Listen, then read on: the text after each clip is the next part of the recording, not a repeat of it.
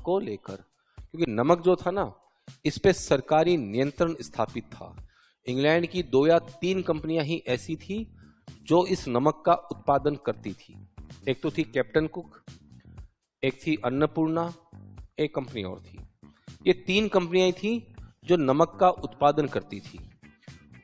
और नमक जो है सरकारी दुकानों पे ही उपलब्ध होता था। अगर कोई प्राइवेटली या बनाकर इसको बेचता हुआ पाया जाता था तो उसको अरेस्ट कर लेते थे। इसके लिए बकायदा इंग्लैंड ने कानून भी बना रखा था। नमक की कीमत भी बहुत ज्यादा थी, और नमक एक ऐसी चीज है जो नॉर्मली घर में काम आती है। अब आदमी नमक नहीं खाए तो क्या खाए, ठीक है ना। तो नमक के ऊपर नियंत्रण कर रखा था पूरी तरह से सरकारी ने। कह रखा था साफ साफ कि ये कंपनियां ही बनाएंगी, तुम नहीं बना सकते, और इन कंपनियों का नमक ही खरीदना पड़ेगा।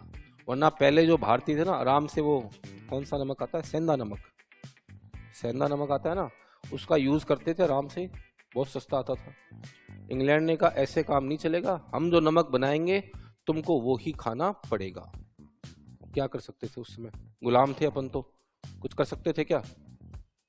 जो इंग्लैंड बोलता वही करना पड़ता। आपने देखा होगा कुछ साल पहले तक ऐड आता था भारत सरकार का कि आयोडीन की कमी से घेंगा रोग हो सकता है। कभी किसी ने देखा किसी को घेंगा रोग होया? एक औरत का दिखाते थे गला भी फूला हुआ, दिखाते थे ना, वो देख के डर लगता था हमको। लगता था कि नहीं लगता था कि यार ये हो गया तो दिक्कत हो जाएगी। अब ये आयोडीन कहाँ से लाए नमक के अंदर? टाटा सॉल्ट आया, बोला देखो मेरे वाले नमक में आयोडीन है। आया कि नहीं आया? सबसे पहले हम धमाधम टाटा सॉल्ट के पीछे पड़ गए, ला हमें भी दे, हमें भी दे। हुआ कि नहीं हुआ? टाटा सॉल्ट लॉन्च होती बिका कि नहीं बिका? बिका।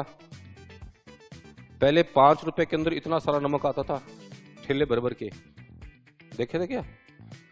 पर उसमें आयोडीन नहीं था, पता नहीं था कि नहीं था ये भी नहीं पता। हमको लगा पता नहीं है कि नहीं है, हमारे घेंगा रोग हो गया, दिक्कत हो जाएगी। टाटा ने कहा देखो मेरे सॉल्ट में आयोडीन है। हमने फटाफट खरीद लिया। खरीदा कि नहीं खरीदा? फिर हम बच गए कि घेंगा रोग नहीं हुआ हमको। बचे कि नहीं बचे? बचे ना। इसी प्रकार से आपने देखा होगा कुछ साल पहले 2 फोन बहुत तेजी से मार्केट में उभरे, वीवो और ओप्पो उभरे ना। सेल्फी वाला फोन, महिला यूं करके सेल्फी भी लेती थी ना। अरे हाँ तो बोलो, हाँ, अरे सबके पास थे। उस समय लड़कियों में सबसे ज्यादा क्रेज ओप्पो फोन का ही था। उसमें सेल्फी बहुत सुंदर आती थी, जितनी होती थी उससे डबल सुंदर आती थी ना। अब मुकेश भाई को लॉन्च करना था अपना जियो वाला दे दनादन, करना था ना। मुकेश भाई ने नरेंद्र भाई को फोन किया, यार करें तो करें क्या? नरेंद्र भाई बोला रुक, गुजराती आदमी दिमाग लगाते हैं। तो एक डोकलाम क्षेत्र था, सुना है डोकलाम का नाम? वो स्टार्टिंग से चीन का ही था, इंडिया का अभी भी नहीं है। अभी भी डोकलाम इंडिया का नहीं है। इंडिया ने कहा चीन ने हमारे डोकलाम क्षेत्र पे कब्जा कर लिया। चीन भी सोचा ये क्या गड़बड़ हो गई, अपना ही तो है डोकलाम। हुआ कि नहीं हुआ? बोला चीन ने हमारे डोकलाम क्षेत्र पे कब्जा कर लिया। वीवो ओप्पो दोनों चाइना के फोन थे। अब भारतीयों के अंदर चाइना के प्रति गुस्सा, वीवो और ओप्पो के सारे स्टोर तोड़ दिए, दोनों के शेयर मार्केट डाउन। नरेंद्र भाई गए बंबई, बोले जियो दे दनादन। हो गया लॉन्च। वाकई नहीं हुआ? नहीं लॉन्च, कोई दिक्कत नहीं आई। अब वीवो ओप्पो भी चल रहे हैं पर जियो भी चल रहा है फोन। तो ऐसे बिजनेस करते हैं, देखो ऐसे इन्होंने भी बिजनेस किया। एक कंपनी है लॉरियल, जानते हो? लॉरियल कुछ भी है। तो लॉरियल कंपनी की एक सीईओ थी, जो सीईओ होती है ना, चीफ एग्जीक्यूटिव ऑफिसर, उसका नाम था मैथ्रेट। तो उसने एक दिन डिस्कवरी पे कोई भारत की डॉक्यूमेंट्री देख ली। उसने डॉक्यूमेंट्री देखने के बाद माथा पकड़ लिया, अरे ये क्या है? भारतीय महिलाओं पर थी।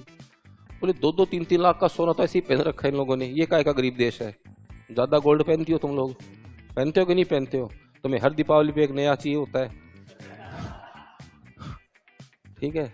बोले ये काय का गरीब देश है, 2-2, 3-3 लाख का तो गहना पहनती है। आपने कभी किसी अंग्रेज महिला को, फॉरेनर महिला को सोना पहने हुए नहीं देखा होगा। अपने को टेवटा भी चाहिए, बादलिया भी चाहिए, झुमका भी चाहिए, पता नहीं क्या क्या अटरम शटरम चाहिए कि नहीं चाहिए? उसने कहा ये तो महिलाएं बहुत अमीर हैं। उसने कुछ भेजे लोगों को, जाओ पता करो चक्कर क्या है, ये काय का गरीब देश है। वो आए, रिसर्च किया, वापस जाके बताया, बोले पहनती तो है लेकिन बाल धोती हैं छाछ से, दही से, और चेहरे पे लगाती है मुल्तानी मिट्टी। अधिकतम इनकी रेंज होती है फेयर एंड लवली और इमामी क्रीम, 10 रुपए की।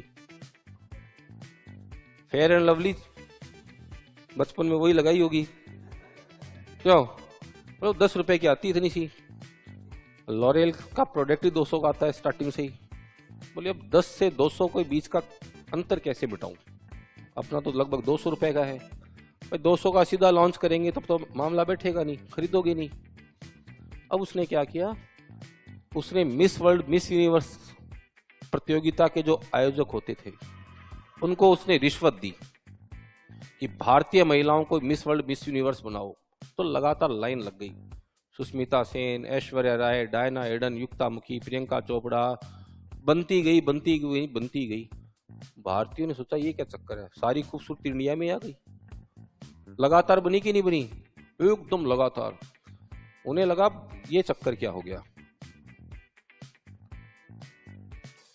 बोले ये तो गड़बड़ हो गई। अब फिर ऐश्वर्या राय को बुलाया, लो साहब लॉरियल बोलो टीवी पर। उसने आते कहा मेरी खूबसूरत त्वचा का राज है लॉरियल। अब भारतीय महिलाओं को लगा हो ना हो लॉरियल में कुछ ना कुछ गड़बड़ है। हुआ कि नहीं हुआ? हमने लॉरियल खरीदना शुरू कर दिया। फिर गार्नियर बोला मैं भी जाऊंगा इंडिया, वो भी आ गया, लॉन्च हो गया। फिर एक शैम्पू आता था पैंटीन।